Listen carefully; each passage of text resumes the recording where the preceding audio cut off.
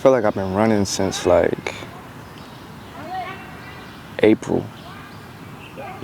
I think the exhibit has been everything I needed it to be. I think I learned a lot about who I am as an artist, how I'm perceived. I think the reception has been dope. I think people finally see me the way I saw myself like 11 years ago, 12 years ago, maybe even 13 years ago. Even if I'm not on God's timeline, the timelines are aligning. So I'm grateful for that.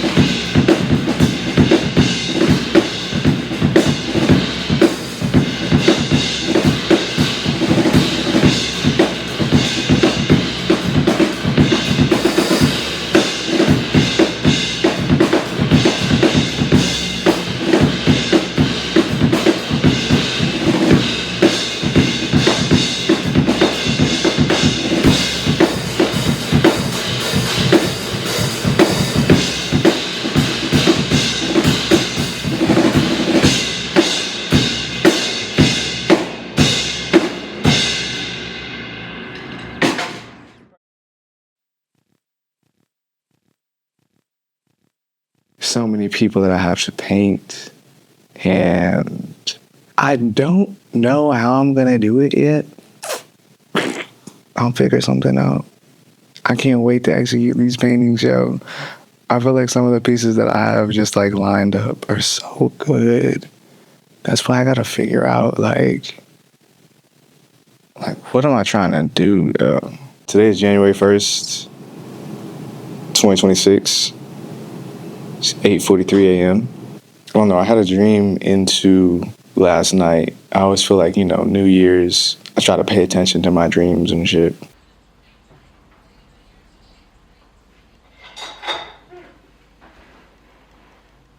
And I had this dream that I got, like, it was like a trophy or an award or something. But like the 2026 version was like worse than, I guess, the 2025 version. It was like unbearably worse. It was like, what? Wait, I have to give up what I had for this? I don't know. It kind of just stuck with me for a second. I feel like 2025 was a super rewarding year. To even be like sitting where I'm sitting right now is kind of crazy. That shit was hard. 2025 was hard. And I feel like 2026 is, I think it's gonna be harder. Oh my gosh, I hate saying that. I hate saying that it's gonna be harder, but I think it's gonna be harder. I think we're all gonna come out with some gnarly scars, like some wicked scars. Not in like a glorified suffering, but I don't know. Can you have blessings without suffering? Is there a correlation? I wonder.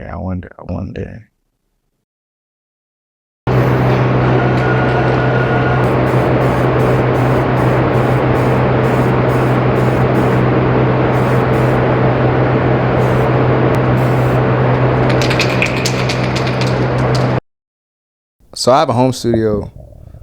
Perks of that is that my cat can just intrude whenever she feels interested in what I'm doing. I personally feel like my cat was like an astronomer or like an engineer or maybe even an architect like in a past life. I think she's very intrigued by like mechanical design and like techniques of things. I don't think she cares much for like art, but I think she's very interested in like how are you making the thing that you're making, which is valid.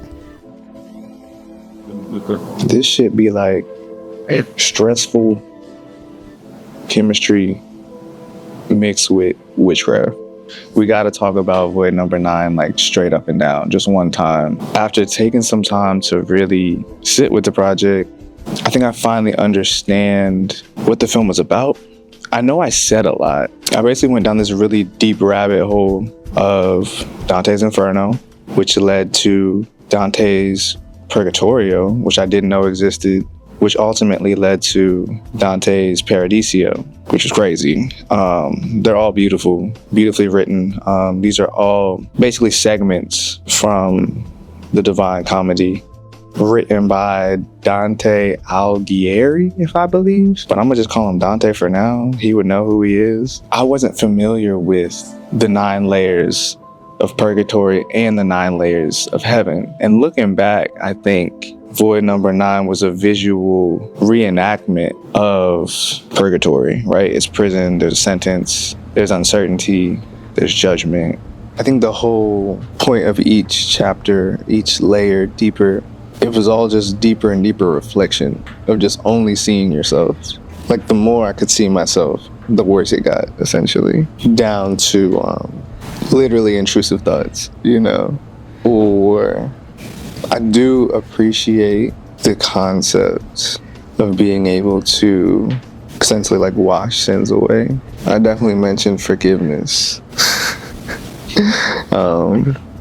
a lot in my work. For glory, to me, is synonymous with forgiveness. Even like as I look around and see all like the 4, 4, 4, I'm like, yeah, that's what you want. You want forgiveness. It's weird because like certain topics like this, especially when it comes to spirituality and death and reincarnation, none of us know, but I do think there are certain patterns that always come up in like human thinking and human philosophy. The same way how the very last portion of the last level of purgatory is that all the sinners had to walk through a fire. It blew my mind, the concept of being able to forget things. Because as a human, yeah, we forget shit all the time, but like we've never been able to purposely forget our sins or our trauma or whatever it is. Like it's easy to remember these painful things. So I think when that concept was introduced and it was in tandem with the purification of the fire, I don't know, I feel like it just brought me a lot of understanding of how I was feeling, because a lot of times y'all be knowing what the fuck I'm saying before I do. I can't even see you niggas. I'm acting like y'all are here though. Ain't that crazy? The best part about filmmaking is watching it come together naturally and then just catching the magic that's already in everyday moments.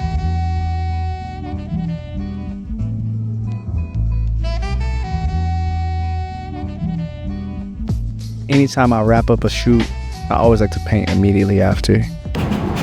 It kind of just reminds me that I'm not limited to one thing.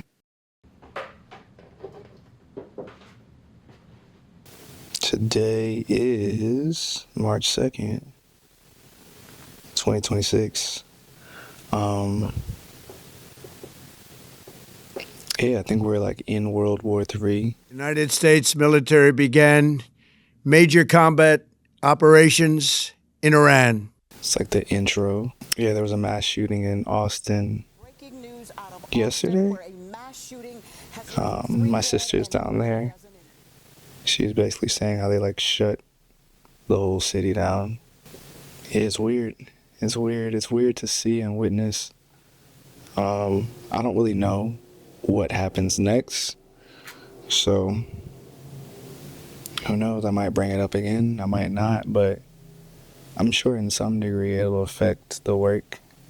Because it's affecting me. So, I don't know. Right now I'm working on a portrait of Maurice. I'm basically using this portrait to acknowledge just some of the rejection I've been feeling lately from institutions, applications. As an artist, I'm still like constantly rejected, especially when you're trying to like pioneer, when you do things for the first time, maybe in your family or whatever, your community. But yeah, with this piece, I want to use a few different materials that'll just allow me to just take out some of this aggression and literally like just cut myself out the box Because I mean, clearly I'm not in the box. It's like when I can't have something, I no longer want it, but it doesn't take away the internal messaging that it feels like you receive from every rejection. Like, it's not just like a no, it's like you're a bitch and your mama's a bitch and your grandmama was a bitch. That's how I be, like, that's what I be hearing. And I'm just like, okay, heard. I feel this urge to prove my worth in a sense, which is a weird and uncomfortable feeling to walk around with on a daily basis. It's currently 2:37 a.m. So we're officially 30 days out from opening day. Just put together all of the marketing materials. I just recently found out that my grandmother was admitted into a psych ward. I've never dealt with the whole hospital psychiatric program bullshit, but apparently I just can't go get her. So in the meantime, I've kind of just been working because I don't think there's anything else that I can do. And I gotta wake up tomorrow, pretend to be a real person. Top 2 are really popular, these top 3, and then I was really inspired by just like lettering. I'll bring it back to you. And do you want to do the design and go through the whole process for yourself? The whole handmade is really tricky, but we can see. Also, let me know what you think about reaching out to those other 2 artists. Never ever had to be afraid to be me, big, black, and hella. Hey, yo. March 18th, 10:30 a.m. We gotta get this post out by noon, shawty. Let's get it. So I tried to paint a portrait of my homie, but I started this piece in the season of rejection. I don't know how many days out from the show, but my grandmother is back from the hospital, which is dope.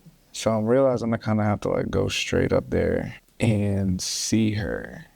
Like, I guess I don't know what state of mind she's in, you know? I don't know what state of mind I would be in. I really want to get a portrait of her, and I don't really know how to make that happen given, you know, the week she's just had. But I really want to get a portrait of her like as soon as humanly possible. My hand's okay or whatever?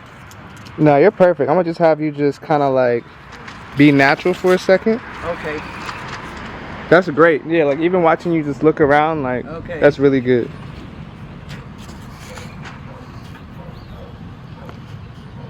And then when you're ready, just look straight at the camera. Okay. You want me to smile? You can smile. Perfect. I feel like it's just so much going on.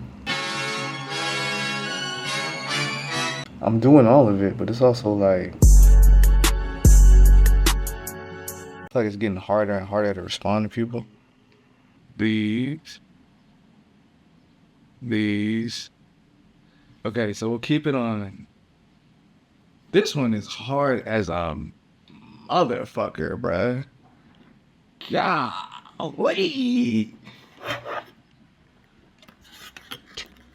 Look at your boy.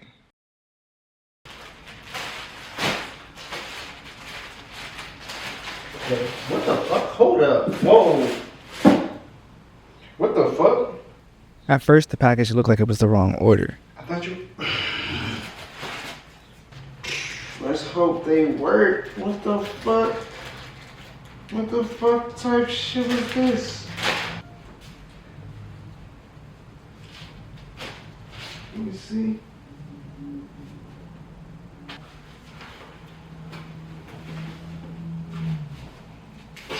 Niggas got lucky as fuck.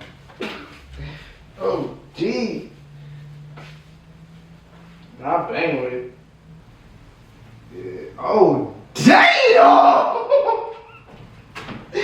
Damn, this shit feel good. What the fuck? This different material? Hey, tilted halos, you know what I'm saying? We lit. You feel me, Jimmy? It's lit. I feel like when I first started filming, I try to make it as close to child's play as possible. I feel like that's kind of like when God starts getting involved. I also use it as an opportunity to try different characters, bring other characters into my world, and just see how that feels.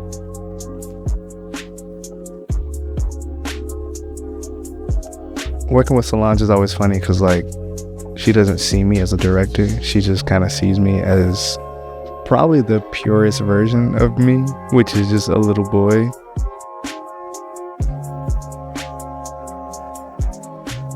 She's definitely a giggler. She tries. She's always game for any idea that I have. And for that, I appreciate her. I think we got it. Working with Black is like the closest thing to working with a sibling. In a way, I feel like I might get along better with Black than my own sibling. Not that we don't get along, but just similarities. Black has amazing showmanship, amazing swag, quick, focused, sharp, witty, hilarious. Tilted Halos is different, but G-Pack, that motherfucking G-Pack, that's my face, fool. Yo, look at my neck bone, for real? I've been in the gym, what you talking about? You see that neck meat? Whoa! Is that applause, brothers? You see the neck bone? Oh, come on, y'all. Jawline crazy. Swag. That shit, let's do this shit then. Alright, you ready? Yeah. Okay, same as last time. Cool.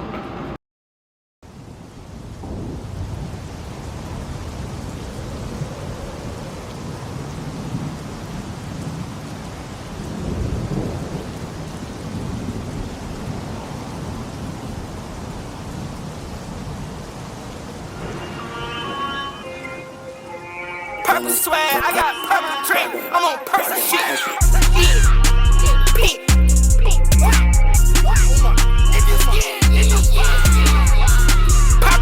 purple swag, I got purple shit. I got bad mic, I'm a tan, I'm a bitch. Bringing an iconic entertainment venue back to life. I'm Randall Newsom here in the heart of downtown Baltimore, where a new partnership is hoping to fill up these seats once again, night after night. They aim to set an atmosphere of excellence with the help of some local and legendary company. We thought this would be a great canvas to represent local artists. G-Pack did the murals of Cab Calloway, Frank Zappa, and Billie Holiday, and we wanted to pay homage to those international known artists who were born in Baltimore.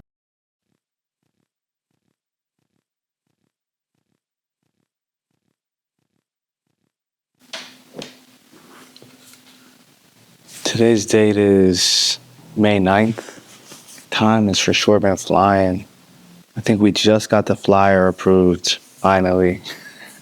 I'm excited. I'm excited to just I don't know.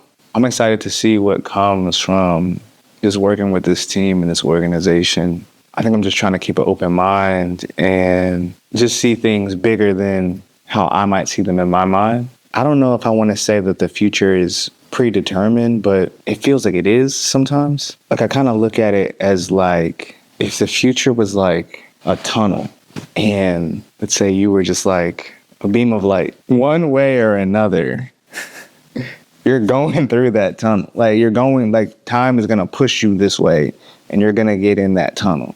What up, Junie? You like my camera?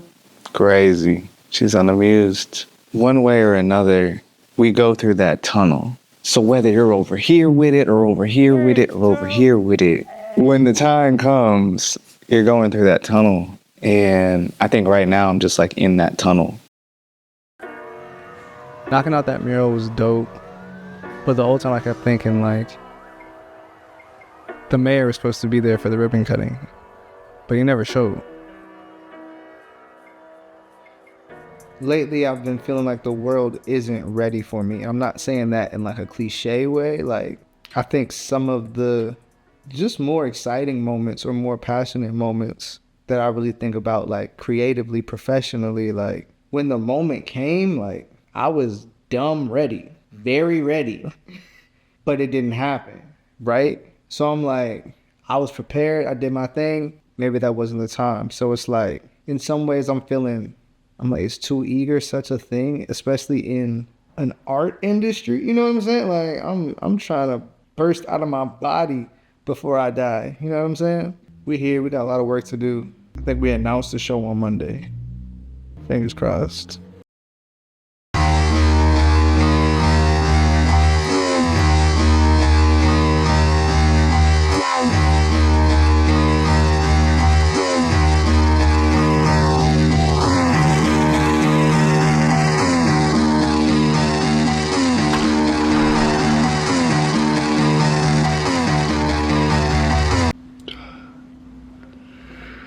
Sheesh. Yeah, that was a lot. I gotta start Rose portrait tonight. It's too much to make a canvas interesting. It takes too long. Shit! Alright. I'm about to fucking go to Home Depot, bro. I'm sick as a dog, bro. When I first started Rose Piece, I was actually really sick. I had just got back from Scout, and it had to be at least like 20,000, 30,000 people walking through that joint. So, you know, after dapping and hugging and talking to all these people, my body was just like, you've taken in too much. You received too much biological information. It was tough. You know, I wanted to like jump into it, but my body had to like recharge at times. You know what I mean? I couldn't work for as long as I wanted to. I just physically couldn't. And then, you know, once I started to feel it, I had to just lay down, you know? I feel like my cat was low-key like confused, but also like, I don't know. I was praying and talking to her. I was like, yo, give me your energy.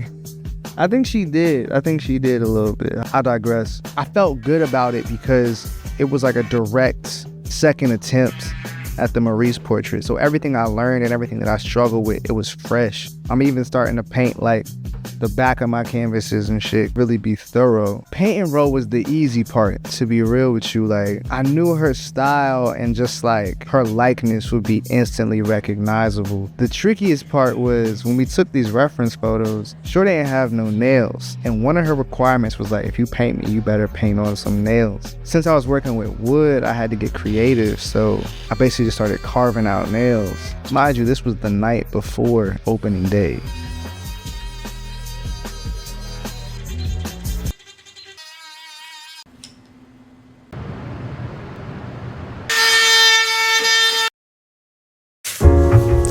Ain't shit. And here sipping wine. You know, it's like, it's the energy we bring in the Tilted Halo. G-Pack. Yeah. Okay, are we ready now? Congratulations, Gentry. Congratulations, Arthur. This is monumental. Let's give it up.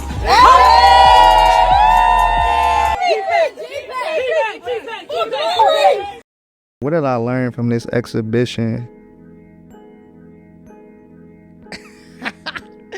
I think I just learned like where I fit and where I don't. I think I'm a very malleable person. I'm flexible. I try to be patient. And I think I just have a better view. I think I have a better idea of the scope of my creativity. I think I have a better idea of who values and respects it the most. And I think I just learned a lot of like technical, just production, mumbo jumbo. Like I learned a lot from just like the errors that were made in the process of all of these creations. You know what I'm saying? But to be real, like everything went pretty well. To be able to put out 2 full bodies of work and to even expand on the previous one, like I definitely feel like Tilted Halos is like Void Number 9. Like I don't want to say 2, but it's for sure like a continuation of it. And I think moving forward, Void Number 9 will continue to be like that center nucleus, that blank canvas inside of my brain. And that's where I can go to just like take one idea, take one atom, you know, and like create a whole universe. Last question. Let me guess what it is. Such and such says, what's next? What's after this? What's after all the shit that you just worked so hard on? What are you gonna do now, G-Pack? It's a great question, such and such. I'm about to make myself less visible. I think my art will still be visible, but I think right now, instead of using my talents, I feel like I'm putting them on display. And I feel like I'm overly sharing them right now. I'm not saying like I'm not here to share, but I'm also saying like I don't want to dilute my shit. I still plan to, connect with my audience and connect with my supporters. There are long-term projects that I've been waiting to just like sink my teeth into. And I think now that time is like moments away. So yeah, I'm excited. I think I have a title for the next collection. That's what I'll call it for now. It's a collection, because I wouldn't even call it an exhibit. It's more than that. It'll be every medium that I can get my hands on shall be used. No stone will be left unturned. So that's what's next, yo. You're gonna see me, you're gonna hear about me. I'm gonna keep doing all the things that I'm doing, but I appreciate y'all, man. I appreciate just the 3 people that give a shit. And next year we're gonna make it 4. So thank you so much. Shout out to DGX Podcast for sponsoring this episode. You feel me? Feel like I'm in a booth. Me and Soulja Boy. Man, y'all be safe, yo.